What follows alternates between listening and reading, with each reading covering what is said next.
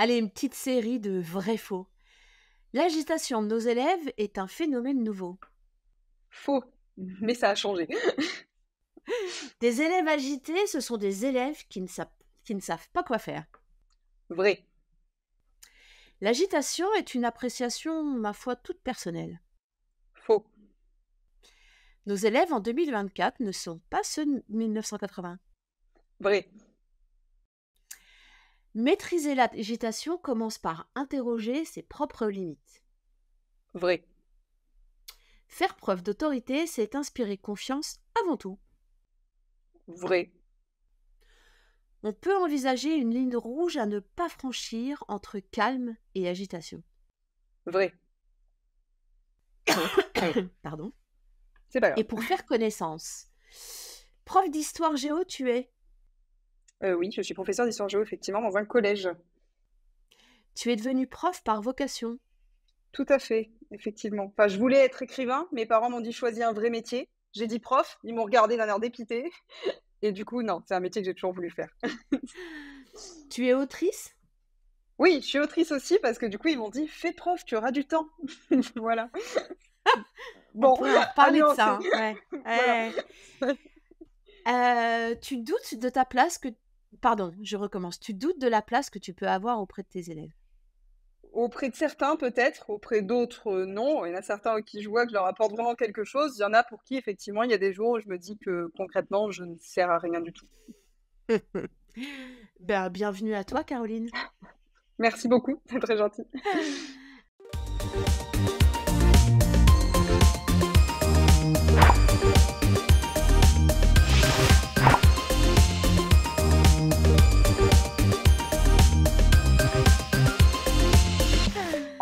Alors, des élèves agités, voilà bien un sujet commun à toutes les salles des profs.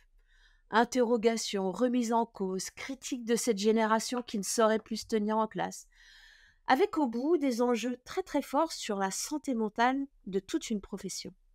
Avec toi, Caroline Peffer, j'espère que je prononce correctement ton nom. Tout à fait, très bien. Nous allons interroger cette notion d'agitation et on va voir ensemble comment on peut, tant que faire se peut, se préserver pour ne pas franchir cette ligne rouge qui mène ou qui pourrait mener à l'épuisement professionnel.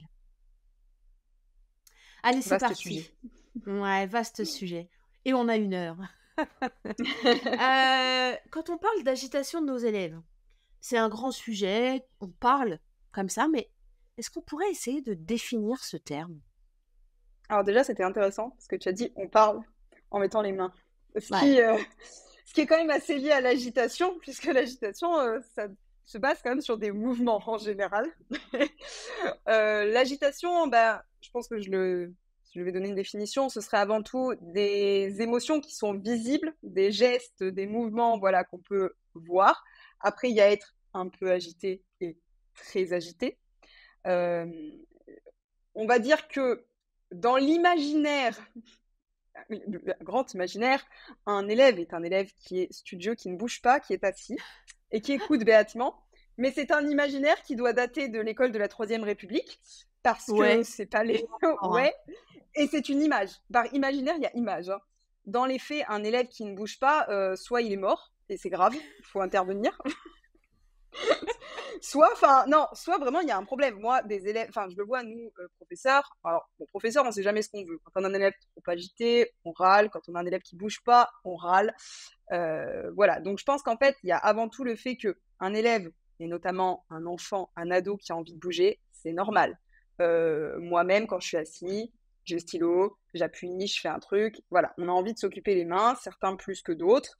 Après, je pense que là, quand on parle d'agitation qui Hmm. peuvent être problématiques, on parle avant tout d'une agitation qui vient troubler le climat de la classe, avec des élèves qui aujourd'hui, alors soit on a les élèves, on va dire ordinaires, qui sont des élèves qui qui sont agités parce que par nature ils sont agités, parce qu'en plus on est aujourd'hui sur des élèves qui aussi ont vécu le Covid. Et depuis le Covid, on a vu Ouais. qu'il y avait un changement parce que rester Ok. assis sur une chaise, c'est compliqué. Hmm. Se concentrer, c'est compliqué. Je ne veux pas jeter la pierre aux écrans, mais je pense qu'ils sont quand même responsables du fait que les enfants aujourd'hui ont une capacité, alors déjà de base, un enfant, un ado a une capacité de concentration qui n'est pas la même en fonction des âges, mais en plus les écrans, notamment la consommation de vidéos Oui. sur des réseaux sociaux très rapides, très Mm. rapprochés, fait qu'en fait, comme ils sont stimulés en permanence, nous à l'école, Ouais. quand on leur demande de se concentrer sur une tâche, sans bouger, en tout cas en étant concentrés sur une tâche précise pendant un temps donné, ils n'y arrivent pas, ou peu, ou difficilement. Et donc, il y a ce type d'agitation-là, auquel viennent s'ajouter des élèves qui, eux, vont présenter des troubles alors de l'hyperactivité, ça va être un des plus visibles, parce que forcément, un élève Mm. hyperactif, c'est un élève qui est incapable, même s'il essaye. Et moi, je le vois, j'ai certains élèves qui sont hyperactifs. C'est plus fort qu'eux, en fait. On peut Ouais, leur c'est dire ça. 25 fois dans la séance. Voilà, ils Mm. n'y arriveront pas. Donc là, il faut développer d'autres techniques. Et puis après, voilà, encore une fois, il y a tous les troubles aussi autres que l'hyperactivité, mais qui peuvent engendrer de l'agitation parce que un élève qui est dyslexique, qui a du mal à lire, nous, on lui demande de Mm. lire. En fait, il n'a pas envie parce qu'il est déjà en difficulté. Donc, du coup, il va se mettre à faire du bruit ou à se tourner voilà. Et donc, en fait, l'agitation, elle peut naître de plein de choses. Et le Mm. problème, c'est que nous, on a des classes à 30 avec 30 individus différents qui s'agitent de façon différente. Voilà, et ça peut être épuisant en fait. Ce que je trouve intéressant dans ta définition, en tout cas dans les contours qu'on peut donner à ce terme agitation, alors du côté élève, et on verra ensuite ensemble quelle appréciation on a de ce terme, mais ce que je trouve intéressant du côté élève, c'est que tu parles de comportements extérieurs, visibles ou audibles, qui troublent le climat de la classe. Est-ce qu'il serait juste de dire que ça ne trouble pas que le climat de la classe, ça trouble l'élève lui-même? Alors, ça trouble l'élève lui-même, oui, déjà parce que lui, ça lui occasionne des difficultés de concentration, donc des difficultés de compréhension, ce qui peut expliquer aussi des difficultés d'apprentissage derrière, parce que forcément, s'il est beaucoup plus concentré sur le fait de toucher des objets, de tourner les pages, de dessiner, de parler, de s'agiter, il va pas écouter. Ou en tout cas, moins bien écouter. Alors, les élèves sont toujours persuadés qu'ils écoutent tout, mais non. Même en se concentrant béatement, non, de toute façon.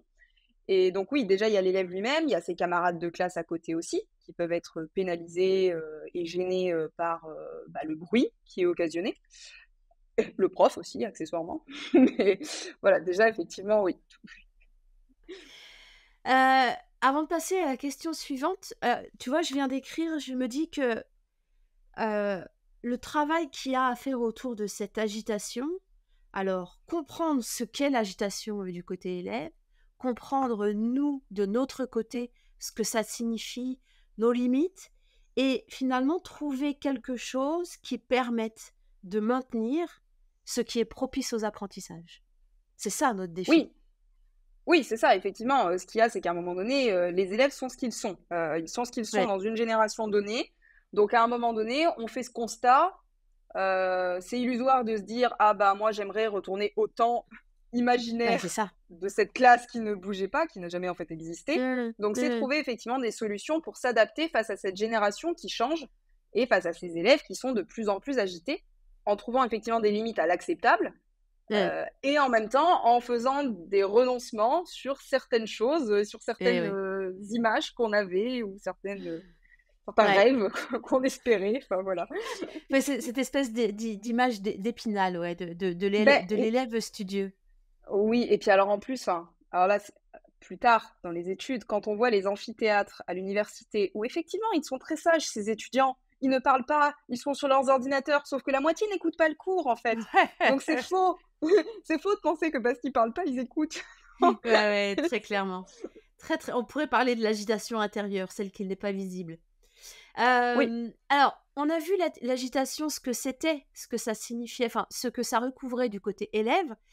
Moi, une question qui m'intéresse, c'est que, est-ce que toi, ce que tu considères comme agitation, est-ce que finalement, ça peut être différent de ce que je peux considérer moi comme agitation?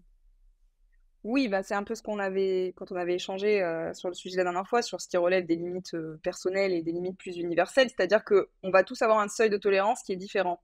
On va tous avoir aussi des lignes de conduite qu'on va se fixer soi-même. Alors, il y a des choses qui vont être acceptables, enfin des choses en fait qui vont être inacceptables pour tout le monde, on va tous être d'accord là-dessus, et il y a des choses qu'on va tous tolérer avec des seuils plus ou moins différents. Moi, à titre personnel, j'ai beaucoup de mal avec le bruit, et notamment avec les petits bruits parasites. Donc tous les trucs, des bruits de stylo, des trucs qui tapent, en fait, bon, après j'ai des migraines, donc du coup, ça m'agace énormément. Mais je sais que j'ai certains collègues, je passe devant leur salle, je me dis, mais t'es pas énervé là? Alors que moi, ça aurait tendance à m'agacer. Après, il y a des choses sur lesquelles deux élèves qui vont discuter au fond de la classe, ça va pas me gêner en fait.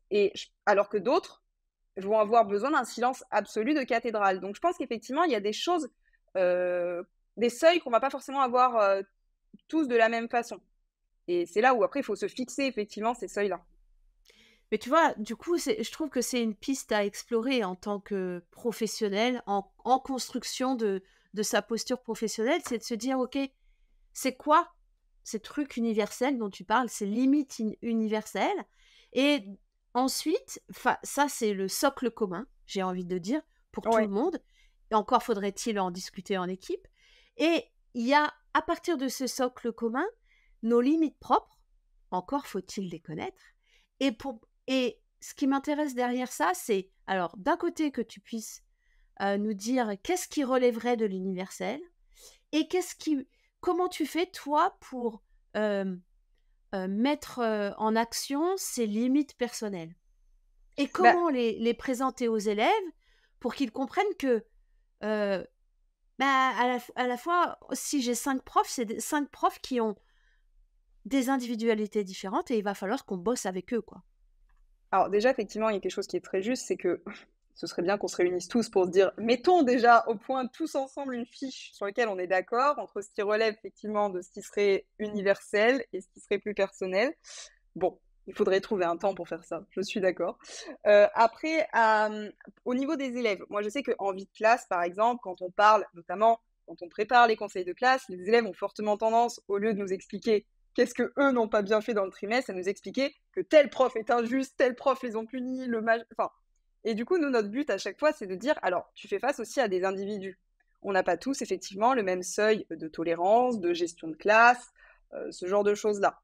Après, moi, je sais que, déjà, première chose, on est sur un métier, la pédagogie, il y a enfin, 1,5 milliard de techniques différentes. Ce qui marchera sur une classe ne marchera pas forcément avec l'autre classe. Et il faut tester. Voilà, il faut tester des choses chaque année. Tu vois, quand tu disais, il faut connaître ses limites personnelles. Pour connaître ses limites personnelles, il faut les avoir testées. Enfin, à un moment donné, il va falloir à un moment donné se jeter dans le bain en se disant, bah, j'essaye des trucs. Voilà. Moi, quand j'ai commencé mon année de stage, la première année, je suis arrivée avec ma petite liste de ma petite fiche du contrat de travail des élèves sur ce qu'ils devaient respecter, pas respecter, machin et tout. Elle faisait une page entière. Même moi, je l'ai trouvée trop longue. Euh, j'ai lu, même en la regardant, en la lisant avec les élèves, je me suis dit, ça va être dur à tenir. Euh, non, mais j'étais pleine de bonnes intentions, mais je pense que je voyais un peu trop grand. Et même à l'INSPE, ensuite, ils nous avaient dit, fixez-vous une ou deux règles avec lesquelles vraiment vous êtes sûr que pour vous c'est inacceptable, parce qu'en fait 10, vous les tiendrez pas. Il avait totalement raison, j'ai éliminé la moitié en l'espace de quelques jours, notamment mon idée de faire des croix sur les élèves qui j'ai laissé tomber, ça j'ai jamais su tenir. Mais d'autres collègues arrivent très bien quand des élèves parlent, machin, faire des petites croix, faire des trucs, donc faut tester en fait, je pense chacun ce qui nous convient. Après, je pense que moi, je sais que par exemple, je dis à mes élèves, la règle très simple, c'est que on se respecte. Pour moi, pour se respecter, ça passe par on lève le doigt pour prendre la parole.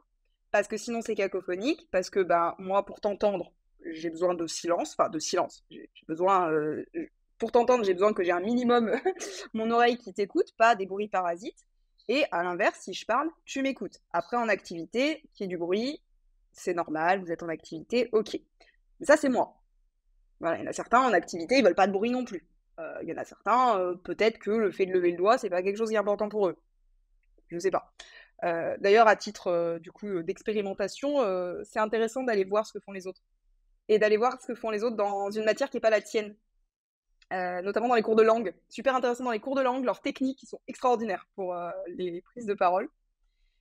Donc ça, voilà, je pense que ça, c'est ce qui relève effectivement de soi, avec des tests et ce qu'on peut expérimenter. Après, quand on parle de limites plus universelles, il y a des choses, je pense, avec lesquelles on se tombera tous d'accord sur l'irrespect euh, voilà, d'insulter quelqu'un, d'être irrespectueux par quelqu'un, prof, voilà, la moquerie, ce qui peut aller vers du harcèlement, les atteintes aux valeurs fondamentales, les discriminations, enfin voilà, je pense qu'il y a des choses sur lesquelles et le dire aux élèves, le rappeler en début d'année.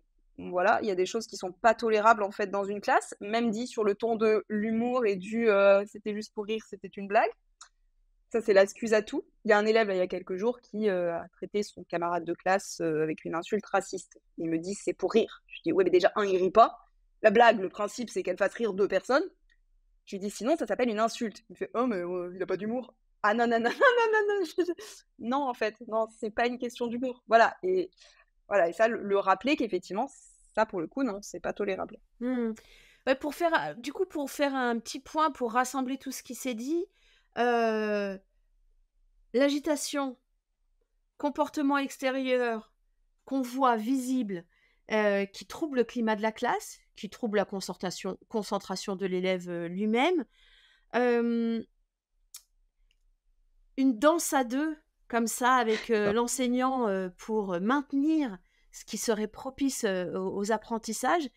Et dans cette danse à deux, tu viens de nous proposer le fait d'identifier ce qui sont des valeurs communes, qui appartiennent à la culture commune et au bien vivre ensemble, et ensuite d'identifier ce que soi, en tant qu'enseignant, on est capable de vivre pour remplir notre mission et de l'expliciter aux élèves en disant ça, ce n'est pas de l'ordre de la loi Oui, universelle, c'est moi, Nathalie Dreyfus, c'est comme ça, je suis née comme ça, je suis incapable de vivre avec du bruit et je ne pourrai pas vous aider à remplir ma mission s'il y a trop de bruit. Donc, je vous demanderai de. Et je vais vous écouter, vous, pour oui, savoir ce dont vous avez besoin pour apprendre. oui, et je pense que c'est bien justement, comme tu dis, de l'expliciter, parce que les élèves, et notamment, alors surtout les ados, ils ont un espèce de grand sentiment d'injustice permanent. Voilà, tout est une lutte au quotidien. Ah, tout est une lutte pour eux à leur échelle, hein, dans certaines, je suis en Tout train de à fait, donner bah, des ouais, ouais, choses, mais voilà. c'en est une, ouais, ouais. Mais voilà, et ne pas comprendre le comportement d'un enseignant vis-à-vis d'eux, c'est quelque chose avec lequel ils ont énormément de mal. Euh, alors qu'expliquer, ne serait-ce que même si par exemple il y a une journée où on est fatigué, et du coup on va être plus dur avec eux, leur dire tout simplement, écoute, aujourd'hui je suis fatigué, pour qu'ils l'entendent et le comprennent, je pense que c'est plus important que juste être en train de leur hurler dessus, où ils vont dire, elle a pété un câble. Pourquoi? Enfin, bon, même s'ils ont bien perçu généralement qu'on était en colère, mais voilà, de leur faire comprendre que de dire les choses en fait, tout simplement. C'est important qu'ils l'entendent et qu'ils comprennent. Alors, dans cette danse à deux, hein, bah, il y a nous. Hein, nous, enseignants, comme tu le disais, hein, face à nos 30 élèves avec des manières d'être différentes, des manières d'être qui peuvent nous heurter ou nous fatiguer. Et donc, au bout du bout, il y a notre santé mentale, notre fatigue. Euh, Qu'est-ce qui se joue finalement dans ces limites à poser, dans cet équilibre précaire entre fatigue liée à l'organisation d'une classe ou de plusieurs classes en secondaire et une atteinte à notre santé mentale. Je trouve qu'il y a un truc là à, à identifier, en fait. Bah, je pense qu'il y a avant tout le fait que déjà on veut bien faire, enfin on veut essayer de faire en sorte, voilà, que les élèves y réussissent, qu'ils soient dans un climat de travail qui soit agréable. Euh, on a aussi nos attentes, voilà, personnelles quand on arrive dans une classe, et on a les attentes de la société. Là, j'entends de plus en plus parler, enfin de temps en temps, comme ça, les gardes d'un couloir, vous entendez, de toute façon le prof il sait pas gérer sa classe. Oui, alors, de temps en temps, j'ai beau appliquer toutes les techniques possibles que j'ai essayé de mettre en œuvre, bah ça marche pas. Et là, en fait, on est là et on se dit, ah, vraiment, je dois être nulle. Enfin, il doit y avoir un truc, ça marche pas, j'ai tout essayé, ça fonctionne pas. Et du coup, c'est vrai bah du coup, on a tendance à se dire, du coup, si ça fonctionne pas, c'est que c'est ma faute. Si c'est ma faute, enfin, je peux essayer de mettre en place des trucs pour les remédier, mais des fois, il y a une classe, elle dysfonctionne et elle dysfonctionnera jusqu'au bout. Moi, j'ai eu une classe comme ça cette année. Le groupe ne s'aimait pas. Je pouvais faire tout ce que je voulais, toutes les vies de classe possibles. On a fait des réunions avec les collègues, avec l'administration, avec le. Ils ne se supportaient pas, en fait. Donc, ils passaient leur. Plus ça, plus des troubles pour une grande partie des élèves, plus des problèmes de comportement en vie scolaire. En fait, à la fin, oui, la classe ne dysfonctionnait. Ce qu'il aurait fallu faire, c'est exploser la classe, les rééparpiller, remettre avec d'autres groupes, repartir sur une nouvelle dynamique. Bon, à partir de là, c'est pas possible, fallait passer l'année avec. Bon, on a tâtonné, on a essayé, on a trouvé des choses, c'était mieux à la fin qu'au début, mais voilà. Et ça crée effectivement un épuisement mental, parce que déjà, on va en cours avec cette espèce de boule au ventre en se disant ça va être une lutte, je vais me battre, voilà, je vais me battre pour enseigner. Et bah clairement, techniquement, on n'a pas fait ce métier pour se battre, pour transmettre un savoir. Voilà, et puis c'est vrai en fait, on a choisi ce métier pour beaucoup par vocation, avec cette envie de transmettre, cette envie d'enseigner. Et j'entends beaucoup d'enseignants qui disent, mais moi j'aime toujours mon métier en tant qu'enseignant, le fait de transmettre des connaissances, mais je suis fatiguée. Je suis fatiguée d'avoir face à moi des élèves qui n'ont pas l'air d'être intéressés, qui en fait me répondent ouvertement, qui n'écrivent pas, parce que c'est pas toujours des élèves. Moi je vois, par exemple, j'avais une classe, en soi, ils n'étaient pas méchants, mais ils faisaient rien. Vraiment, je faisais cours seule toute l'année. Et alors ça, bon après, c'est pas exactement sur l'agitation, mais ça un peu Quelque part, si on reprend la définition, c'est un comportement extérieur qui trouble le climat oui, d'apprentissage de la classe. Donc finalement, on peut tout à fait imaginer bah, cette agitation silencieuse, cette inertie qui c'est nous ça. atteint. Parce qu'en fait, à l'inverse, c'est vrai qu'on dit les profs, ils savent pas ce qu'ils veulent. C'est vrai, on sait pas ce qu'on veut. Quand la classe, elle bouge trop, on trouve qu'elle bouge trop. Quand elle bouge pas assez, on trouve qu'elle bouge pas assez. Faut trouver un équilibre.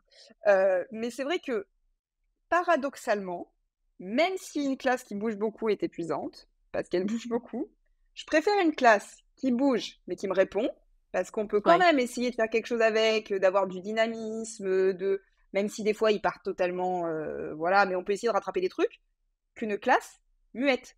Parce que moi, j'ai eu des cours entiers avec la classe où les 30 me regardent sans bouger, et où même, en fait, tu dis écris, écris, écris, tu passes, ils bougent pas. Et donc, tu passes 3 fois, il faut passer la question 1, la question 1, la question 1. Et en fait, là, je corrigeais toute seule, et surtout, je me disais, je ne sers strictement à rien. Je suis sûre, ils sont sortis du cours. Pour me faire plaisir, ils ont noté ma trace écrite, parce que elle me saoule. Voilà. Bon, Non, et mais tu vois, parallèlement, enfin, oui. Hum, Non, j'allais dire, c'est- paradoxalement, cette classe, elle est quand même venue tout à l'heure me dire, ah, c'était une super année. Et j'étais là, vous m'avez pas parlé de l'année. C'est gentil, merci. Ok, ouais, bon. mais du coup, tu vois, je trouve, j'aimerais bien creuser ça. C'est que on parle de santé mentale et de ce que nous renvoient nos élèves, que ça Oui, soit l'agitation bruyante ou l'agitation silencieuse, c'est-à-dire cette inertie, cette classe qui nous pousse dans nos retranchements. Comment on peut faire pour avoir, euh, je dirais, des questions qui permettent d'ajuster notre pédagogie, et ça c'est notre métier, mais à un moment, de trouver la limite à ne pas dépasser pour ne pas nous mettre dans le rouge, et face à une classe qui ne nous répond pas, comment on sort pas de la classe en hurlant et en éclatant en sanglots parce que oh, qu'est-ce qui s'est passé quoi. bah, c'est marrant que tu poses la question parce que c'est exactement ce que m'a dit mon CPE il y a quelques jours où je suis arrivée en réunion. J'ai dit, enfin, vraiment, je sais plus quoi faire. Et il m'a regardé, il m'a dit, alors vraiment, je ne sais même pas comment vous faites en fait pour rester toute la journée face aux classes. Il me dit, parce que moi, je pourrais pas. Et en fait, moi, j'ai eu, notamment ces 2 dernières années, ça me prenait vraiment, vraiment une grande place mentale, justement. Je rentrais chez moi, j'étais énervée, j'étais fatiguée, vraiment cette impression de servir à rien. Et moi, cette année, j'ai passé le concours de chef d'établissement parce que je m'étais dit au départ, je veux plus être prof, je veux faire autre chose, je sers plus à rien, en fait. Euh, alors finalement, j'ai eu le concours, je l'ai refusé. J'aime bien faire les choses pas comme les autres. Mais surtout parce que je me suis dit, non, en fait, je crois que j'aime toujours mon métier. Et que finalement, passer le concours m'a montré que je l'aimais toujours, ce métier. Mais que par contre, j'y avais investi peut-être trop de moi. Euh, et je dis pas qu'il faut pas investir de soi, parce que pour moi, il faut qu'il y ait une relation qui se tisse avec un élève. On n'est pas des robots. C'est normal d'y investir. C'est un métier d'humain. Donc forcément, on y investira de soi-même. Mais à un moment donné, c'est pas au détriment de sa vie personnelle et de sa santé. Et en fait, je pense qu'il faut réussir à prendre du recul aussi. Moi, je sais que par exemple, pour les examens, j'étais là, le programme scolaire, je me disais, il faut finir le programme, faut finir le programme. Si je finis pas le programme, mon Dieu, ils n'auront pas le brevet, ils louperont leur vie.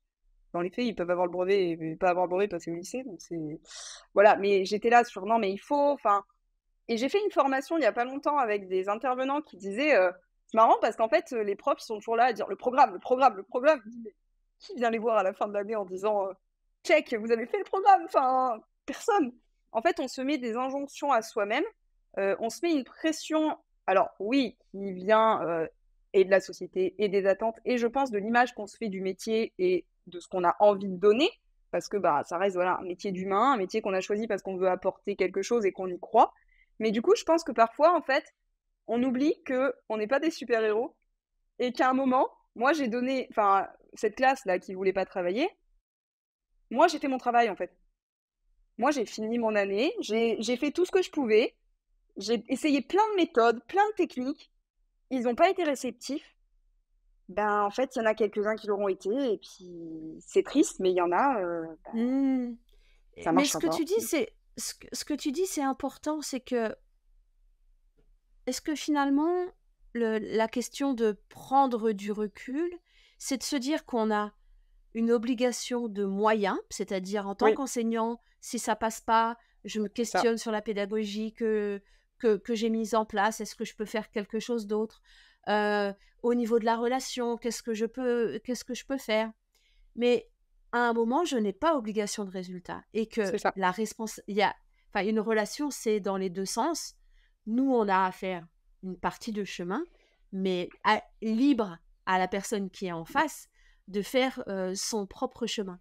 Et je Oui, voudrais bien, si c'est possible pour toi, de nous mettre un peu une caméra sur ton cerveau et ton cœur. À ce moment-là, quand tu dis j'ai pris du recul, il s'est passé quoi? Enfin, tu vois, qu'est-ce qui s'est passé je, réellement je, dans ton cerveau? déjà, j'arrive pas trop à savoir. Je me souviens d'être très énervée, en fait, pendant un long moment, d'être vraiment très énervée, de me sentir inutile, vraiment d'arriver en cours énervée, en regardant, en étant assis, en les regardant, en me disant, qu'est-ce que je fous là? Qu'est-ce que je fous là? Je ne sers à rien du tout. Et c'était d'autant plus frustrant que j'étais partie 2 fois de suite accompagner des élèves en voyage scolaire en Allemagne, et où j'avais vu les profs allemands, et je me disais, mais je fais comme eux, et mes élèves, moi, ils écrivent pas. Et je me disais, c'est pas possible, ils font la même chose, c'est même moins ludique que ce que je fais. Ils leur donnent juste le manuel scolaire, ils ouvrent, ils travaillent. Je me disais, mais mince, à un moment donné, qu'est-ce que je fais mal en fait? Et en fait, je ne sais vraiment pas qu'est-ce qui s'est passé dans ma tête, hein. Alors, je pense quand même que passer le concours de chef d'établissement en me disant, en fait, je pourrais changer de métier. Je crois qu'en fait, à partir du moment où je me suis dit, j'ai trouvé un autre métier, je me suis rappelé pourquoi j'aimais le premier. Ce qui est très, enfin voilà, ce qui est assez rigolo. Mais en fait, comme je me suis détachée en me disant, en fait, je pourrais faire autre chose. Quand je dis j'ai pris du recul sur le premier, c'était je me suis dit, bah, du coup, je vais faire mon travail, parce que je me concentre sur le concours pour l'autre en attendant. Et en fait, en me concentrant vraiment que sur l'aspect mon travail, comme tu disais, bah, je fais mes cours, je leur apporte ce que je peux, mais je suis pas là à me dire toute la journée, mon Dieu, mais s'il a pas réussi, mais en fait, mais c'est ma faute, mais machin et tout ça. En fait, je me suis, je pense, détachée plus émotionnellement et mentalement parce que, et ce que je disais la dernière fois, je leur dis, moi, je suis pas payée aux statistiques, en fait. Si t'as pas ton brevet, je serais très triste pour toi, mais dans les faits, moi, je l'ai, mon brevet. Donc, voilà, c'est bête, en fait, mais effectivement, c'est pas ma faute à moi. Enfin, c'est pas ma faute à moi. Bien sûr, si je fais pas le programme, si je fais pas le truc, ça peut être ma faute. Mais si j'ai fait tout ce que je pouvais, ben, il y a un moment, c'est un peu comme quelqu'un qui va en thérapie. S'il veut pas être aidé, on peut pas forcer quelqu'un. Enfin, c'est... Mmh. Très bien. Gardons en tête cette obligation de moyens, mais pas de résultats, et qu'à un moment, on peut se sentir légitime à se dire, OK, là, j'ai essayé ça, et je n'ai pas tout le temps à me remettre en cause, tout le temps, et à porter finalement ce fardeau jour et nuit, parce qu'il ne nous quitte pas, en fait, ce fardeau. Bah, oui, c'est ça. C'est que des fois, ça fait beaucoup rire les élèves quand je dis: «Ah, j'ai rêvé de toi». «Mais vous rêvez de nous la nuit?» Alors, je choisis pas de rêver de toi la nuit. C'est que mon inconscient est tellement pris et c'est ça où des Ouais. fois je me dis: les gens quand ils disent: «Ouais, mais vous les profs, vous faites que 18 heures». Alors déjà, on fait pas 18 heures, mais ensuite, je vais me dire: tu connais notre, charge mentale, en fait?» Parce que quand je suis là, je me réveille à 3 heures du matin en me disant: «J'ai pas distribué le papier au troisième cadre». Mmh. Je me dis et Ouais, après je me dis: ouais. «Mais vraiment, c'est grave si j'ai pas distribué le papier, genre tu es obligé de te réveiller pour ça». Parce qu'il y a ça Mais aussi, il y a tous les à côté, tout ouais, ouais, l'administratif ouais. que les gens voient pas en fait, C'est une question qu'on s'était pas préparée ensemble, mais j'aimerais bien qu'on essaye d'y répondre comme ça à brûle-pourpoint. Alors là, on parle de cette agitation. Alors, oui, de cette agitation, je dirais, allez, su- subnormale, tu vois, mais c'est l'agitation qui est de l'ordre de vraiment ouvertement de la provocation, de, de, de la violence, mmh. j'ai envie de dire. Comment comment on sort indemne de ça? Et est-ce qu'on peut sortir indemne finalement? Alors ça, je pense que c'est plus compliqué effectivement parce que, quand on a ce type d'élèves-là, notamment des élèves à qui on peut proposer un tas de mesures, qui sont pas là je parle de la sanction et de la punition, hein. Je parle de choses pour essayer de les remotiver, ces élèves qui souvent sont dans la Ouais, de provocation, pédagogie, dans ouais. l'agitation, qui Mmh. voilà, quand on propose des mesures pédagogiques, de stages de remobilisation, de valorisation parce qu'on nous dit: «Il faut les valoriser, c'est des élèves qui sont machin». Déjà, c'est compliqué de valoriser quelqu'un qui passe son temps à vous provoquer. Vous n'êtes pas trop cette bienveillance, enfin ça, le nombre de fois où des fois je me dis, heu: «Vous vous rendez compte la bienveillance et la patience extrême qu'ont fait preuve face à vous?» alors que vraiment, si c'était mon voisin qui me parlait comme ça, Oui, mais je tout te à jure fait. que mon voisin, je lui aurais claqué la porte à la figure. Je me dis: «Je ne peux pas parce que tu es un adolescent, je suis censée t'apprendre quelque chose mon petit». Mais non, alors après, moi j'essaye quand même de me dire: «C'est un adolescent». Il est dans la provocation parce qu'il n'est pas bien. Donc il y a toute une part, voilà, où j'essaye de souffler. Il y a une grande part où je me décharge aussi avec mes collègues de travail quand j'arrive en disant: «Pitié, s'il vous plaît, aidez-moi, je vais en tuer un. Empêchez-moi de commettre un acte, je m'en voudrais pour le restant de ma vie». Je n'ai jamais fait ça, rassurez-vous. Mais oui, il y a des fois où effectivement en fait, ce qui est compliqué, c'est qu'il y a des fois, on n'est pas vraiment en colère. On simule une colère parce que c'est pas acceptable ce qu'on nous a dit. Et il y a des fois, Oh, on mais est vraiment, c'est vraiment en pas bien colère. ce que tu as fait. Ouais, C'est voilà. ça. C'est très mal, vraiment, là. Et puis en plus, on n'a pas envie, des fois, on est là. Ah oui, vraiment, faut que je me mette en colère, alors pardon. Et après, on reprend. Excusez-moi, j'en étais où? Mais il y a des fois, on est vraiment en colère. Et il y a vraiment des élèves, enfin, on reste encore une fois des humains. Il y a des élèves avec qui ça ne passe pas. Eux, ça ne passe pas avec nous. Nous, ça ne passe pas avec eux. En plus, s'ils ont été ouvertement insultants, provoquants, se retrouver avec eux dans les classes. Moi, j'ai un élève l'année dernière. Ça a été vraiment au bout de ce qui était possible.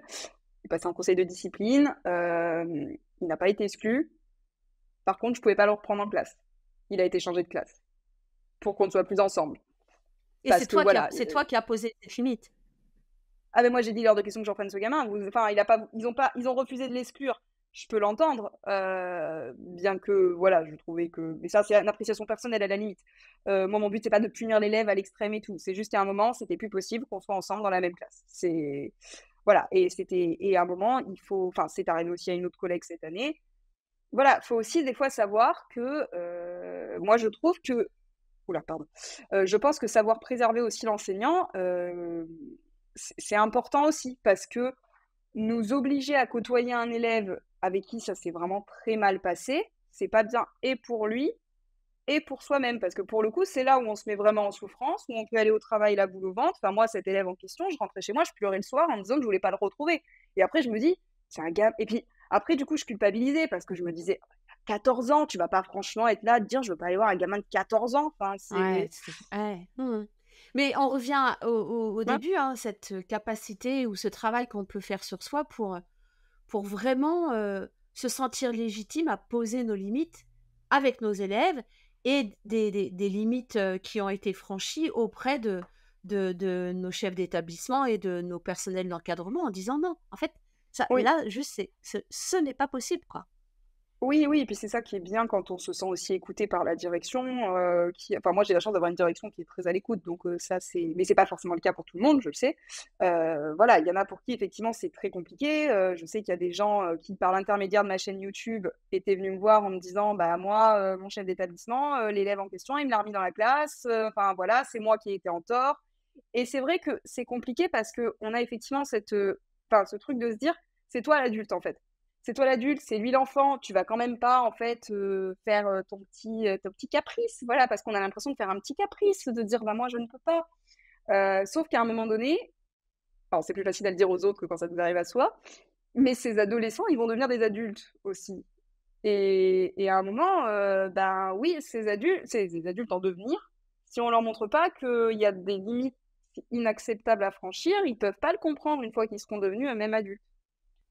Mais ça pose une question systémique, hein, c'est que comment notre système prend en compte ces limites-là. Alors, il y a une posture professionnelle, mais effectivement, quand une personne dit non, mais là, dans la relation, dans la manière d'être, il y a quelque chose qui a été brisé, je ne peux plus, sauf me mettre en danger, sauf mettre en danger Oui. cet élève aussi, en disant là, comme tu le disais, je réponds de rien. Jusqu'à présent, je suis restée professionnelle parce que c'est normal. Mais là, je vous avertis que c'est aller trop loin sur l'échelle de mes valeurs, sur ce qui a été posé. Ce n'est pas possible. Et Oui, et aujourd'hui, puis oui, j'allais dire, c'est comme ça qu'en fait certains peuvent après en arriver effectivement à des extrêmes où, enfin, voilà, moi j'ai déjà entendu certains collègues qui disent: «Mais un jour j'ai pété un câble, j'ai attrapé la table, je l'ai jeté hors de», et là il le reconnaît lui-même en disant: «Là j'étais vraiment en colère et c'est là où j'aurais pas dû agir ainsi parce que je n'ai pas réfléchi, c'est ma colère qui a parlé».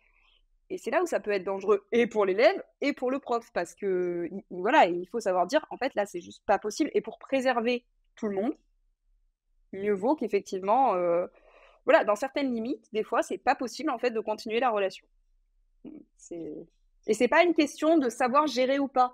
Parce qu'en fait, souvent, c'est ça qu'on nous renvoie, c'est: «Vous êtes pas capable de le gérer». Oui, alors, il y a des gens, déjà, ils sont ingérables de base tout seuls, donc oui, c'est ouais, tout à fait. Non, mais c'est important, hein, cette hyper responsabilité qu'on nous donne. Gérer un élève qui est ingérable à l'extérieur de l'établissement, mmh, en famille, dans sa société à lui. Et, et il faudrait être un ou une surhumaine pour y arriver.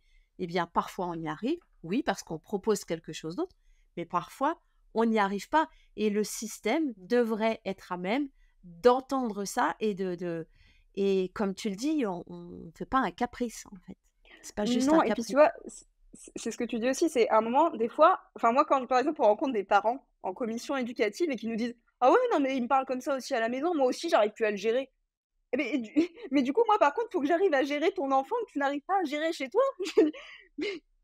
Ben en fait, je veux dire à un moment donné, des fois alors c'est pas tout le temps le cas, c'est pas tout le temps, ça dysfonctionne pas forcément toujours à la maison quand ça dysfonctionne à l'école, mais il arrive quand même très régulièrement qu'un élève vraiment où on arrive dans des extrêmes, il y a un dysfonctionnement aussi au niveau éducatif.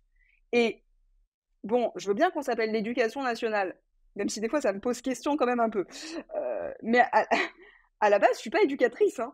Moi, on m'a pas donné un cours pour apprendre à gérer ni un groupe, ni un élève.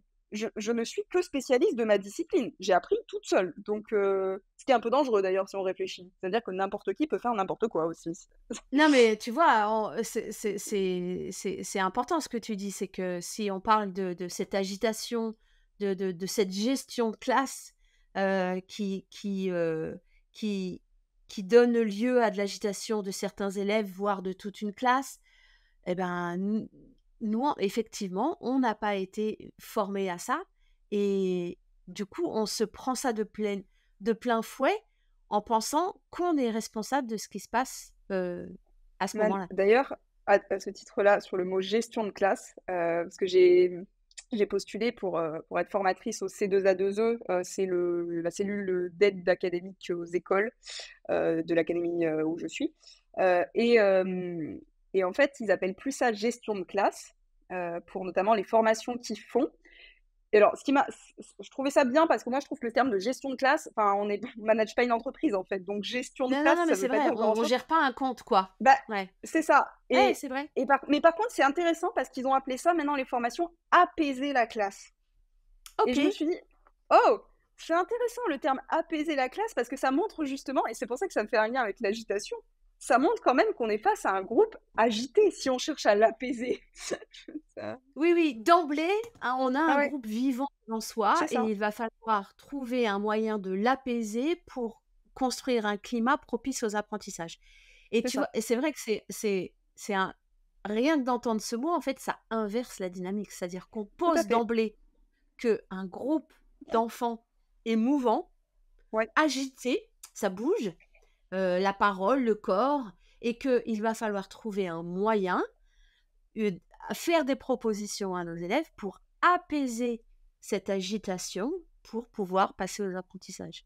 c'est ça, exactement. Et comme tu dis, ça inverse totalement en fait la manière dont tu perçois une classe, parce que comme dans cet imaginaire, c'est un groupe qui ne bouge Tout pas, à alors fait. que c'est faux. En fait, une classe, effectivement, faut chercher un moyen de l'apaiser, non pas de la gérer. On ne gérera jamais un groupe d'humains, surtout 30 élèves différents avec des hormones en ébullition. Ça ne marche pas en fait. C'est pas. Et Même c'est là sans qu'on hormones, s'épuise, hein, petite même sans hormones. section, ça marche pas. Même un groupe d'adultes, en fait, à un moment donné, moi, Non, quand je mais nous c'est vois en clair. réunion, je me dis, mais c'est pire que tout, en fait. Mais Tout à fait. oh là là, non. Mais voilà, en fait, gérer, ça veut dire, en fait, par gérer, ça donne un peu l'impression, pour le coup, d'un manager d'entreprise qui cherche à se faire obéir. Et oui, oui, Et oui, c'est tout à vous fait. obéissez, point. Et c'est pas ça, en fait. Normalement, c'est une relation qui se tisse aussi avec le groupe. Mais tu vois, c'est un po tu touches un point très important, c'est derrière cette, alors cette agi on pose de fait qu'un groupe d'humains est agité. Voilà, Ouais, on met des humains ensemble, ils sont agités. Il va falloir trouver un moyen d'apaiser, le climat pour passer aux apprentissages. J'ai perdu le fil de ma pensée, c'est pas très grave. Je voulais faire une synthèse, mais je vais pas y arriver là, donc c'est pas grave, on va c'était très bien déjà. c'est ouais, ouais, ça reviendra au cours de la conversation.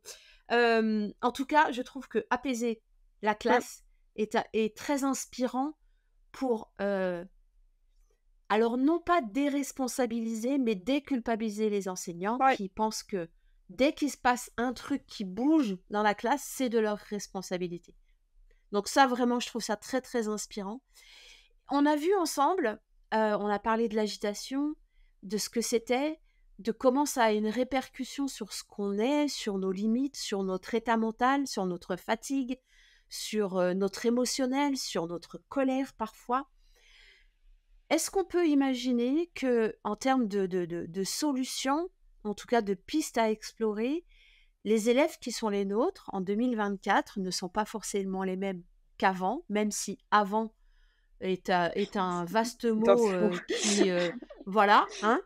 On est bien d'accord avec ça. N'empêche que, pour aussi nous faire passer en mode, solution, pour apaiser ce climat de classe et passer à l'apprentissage, est-ce qu'on n'a pas à réfléchir sur le contexte, sur la forme scolaire, sur, comment on laisse les corps bouger dans nos classes pour admettre que l'agitation à un niveau minimum, est normal, finalement. Je vous disais, je pense qu'en fait, il faut aussi prendre le contexte effectivement des élèves qu'on a aujourd'hui, même si en effet le c'était mieux avant. Alors avant, il y a 3 minutes, c'était avant. Donc ça ne veut pas dire grand-chose, parce que j'ai fait une vidéo sur ça, sur «C'était mieux avant», ça me fait rire. Hem Et en fait, les élèves qu'on a aujourd'hui, effectivement, sont des élèves qui sont sans cesse stimulés, qui ont déjà du mal à se poser eux-mêmes, qui même dans leur quotidien, tout seuls, pas mis en activité, ne savent pas rien faire.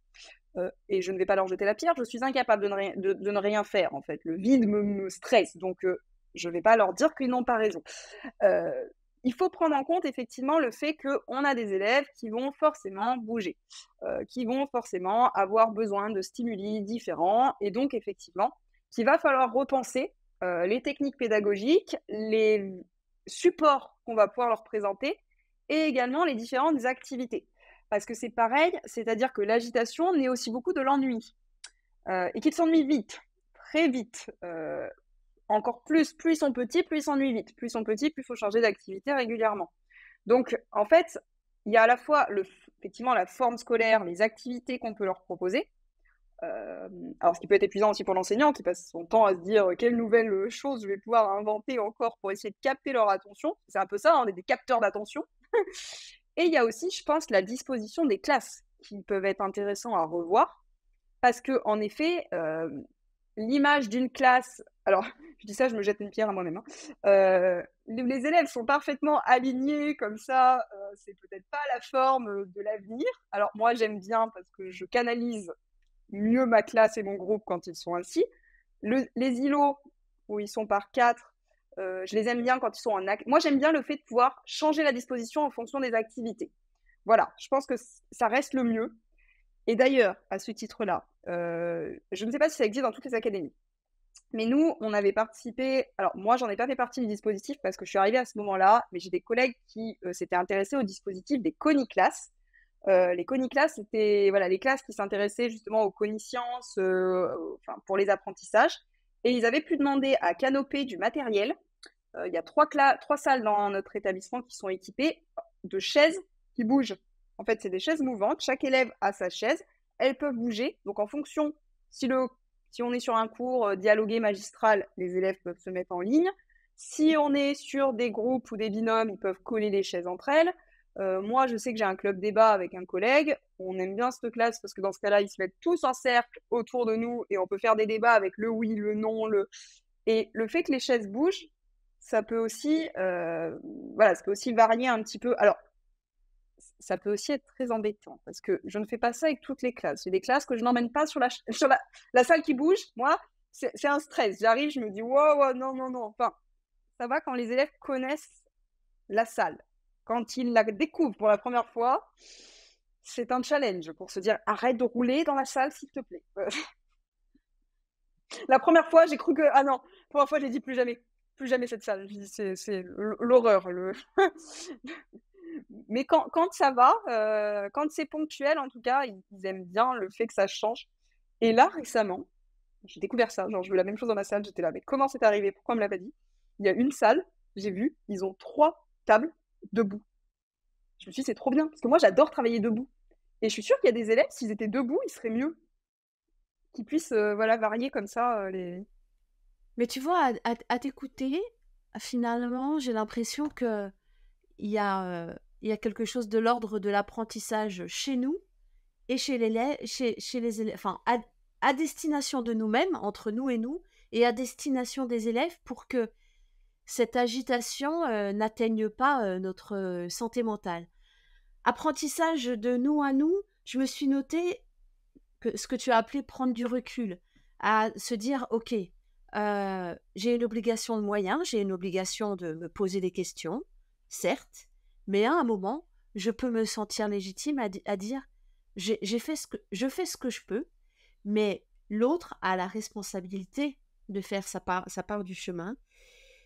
Apprentissage de soi à soi sur la capacité à poser ses limites, à identifier ses limites, ses propres limites, les expliciter à ses élèves et se les expliciter à soi ou à son chef d'établissement si à un moment ça dépasse les limites et la zone rouge qui nous met en danger très clairement en termes de santé mentale. Il y a quelque chose que je me suis noté aussi de l'ordre de accepter que le mouvement, finalement, c'est ce qu'il y a de base. Le mouvement, c'est de base. L'agitation, c'est de base.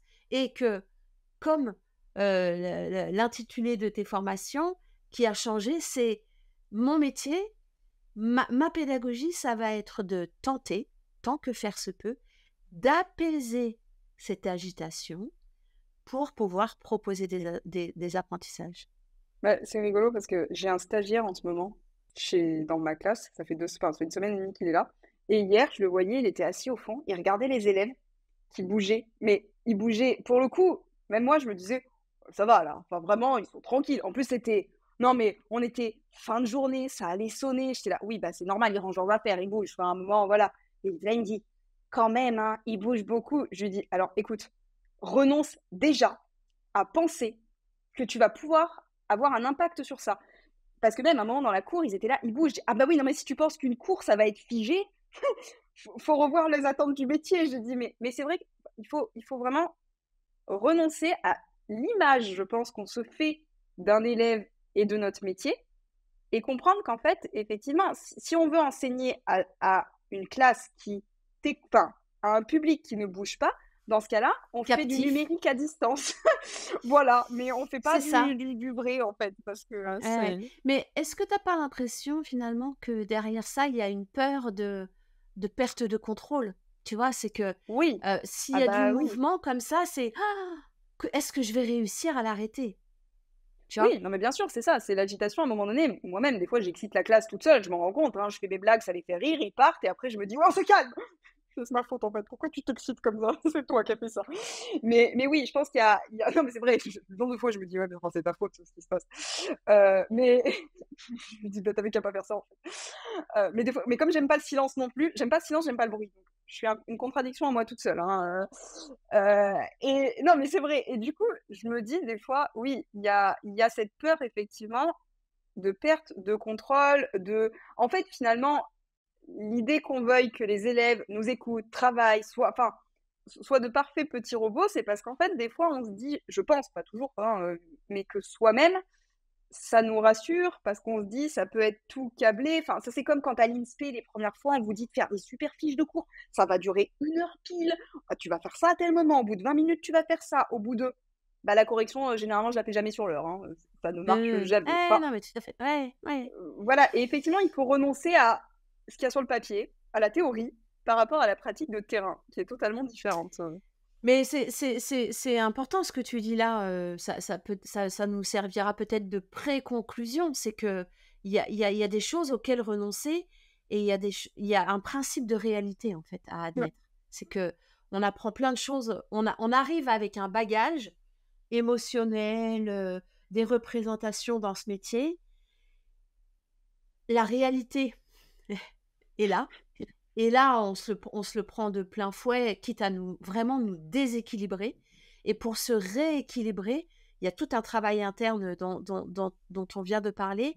Et je pensais aussi que, en termes d'apprentissage, je me demandais dans quelle mesure, puisqu'on est sur une génération en 2024 qui a ses composantes à elle, on n'a pas à les juger, à les mettre en rapport avec ça ou ça. Non, ils sont comme ça. Donc c'est avec eux qu'il faut travailler.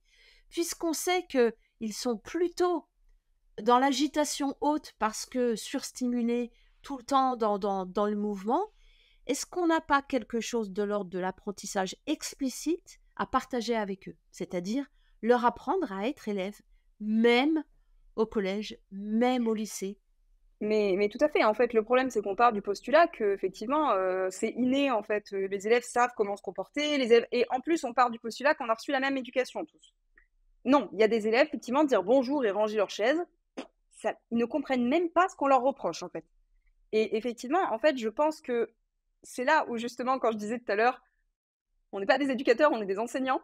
Mais si vraiment, on veut que l'éducation nationale soit l'éducation nationale, ben, en fait, il faudrait qu'à un moment donné, moi je suis pas contre, hein, le fait qu'on ait une part qui soit pas que de l'enseignement et que des enseignants pour enseigner une discipline, qu'on ait une part aussi d'apprentissage de l'être, de comment on vit ensemble en société. Mais c'est comme tout, à un moment donné, c'est du coup, à quel moment on fait ça? Là, après, c'est toutes les injonctions qui vont se poser. Mais en fait, ça serait vraiment intéressant, effectivement, de travailler sur c'est quoi être un élève? C'est quoi l'attention en classe? C'est quoi la concentration? Qu'est-ce qu'on te demande quand je te dis là, à ce moment-là, tu dois te concentrer? Parce qu'il y a des élèves, on leur dit concentre-toi, je pense qu'ils sont là, genre, qu'est-ce qu'il me dit? Enfin, Ok. ça Ouais, dure c'est ça, 3 secondes, ils sont là, ils font OK. Non, mais oui, je vais parce que ça ne correspond à aucun non, geste mental, ressenti interne. c'est Et ça. Mmh. effectivement, comme tu le dis, eh bien, c'est des enfants qui doivent sûrement devoir apprendre ça. Et on peut avoir cette responsabilité. Encore faut-il en être conscient en tant Oui. qu'enseignant, savoir sur quel temps on prend, parce que ben, multiplier les apprentissages sur le même temps, même volume horaire, ça peut être compliqué. Oui. Merci Caroline pour, tous ces éléments parce que alors on n'a pas donné de recette miracle, hein, sur, Non, le fait que j'en ai de pas. préserver sa santé mentale. Ça n'existe pas, ça se saurait. Par contre, d'aller explorer des pistes, en interne, de soi en soi, de ce qu'on peut expliciter à nos élèves, de ce qu'on peut leur apprendre aussi, bah, pour faire, baisser un peu, le niveau, de charge mentale chez nous et puis préserver un petit peu, tant que faire se peut, notre santé mentale.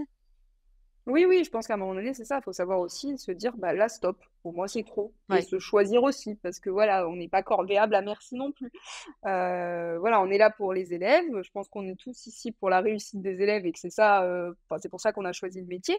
mais pas au détriment non plus de sa santé. Enfin, et puis, encore une fois, malheureusement, nous ne sommes pas des super-héros non plus, et Tout on à ne peut fait. pas faire la part de l'autre. C'est C'est ça et j'ai l'impression que la première piste, s'il fallait en choisir une, ça serait celle, de s quand on sent comme ça qu'on arrive à sa propre limite, en début de carrière, en milieu de carrière, en fin de carrière, peu importe l'âge qu'on a dans cette profession, c'est d'en parler, Mmh, de trouver, quelqu'un qui pourrait accueillir cette parole et qui, oui. en général, nous fait dire: «Ah ouais, en fait, je suis pas toute seule, tout le monde pense ça» et ça fait baisser la pression, quoi. Bah, c'est pour ça que parler déjà, si vous avez de la chance d'avoir une salle des professeurs et des collègues avec qui vous entendez bien, ça fait du bien de partager aussi, de voir par exemple, des fois il y a des classes, on sort, on se dit: «Oh, vraiment, j'y arrive pas, cette classe c'est trop compliqué», et d'entendre un collègue dire la même chose, des fois on se dit: «Ah, c'est pas moi, enfin c'est pas que moi,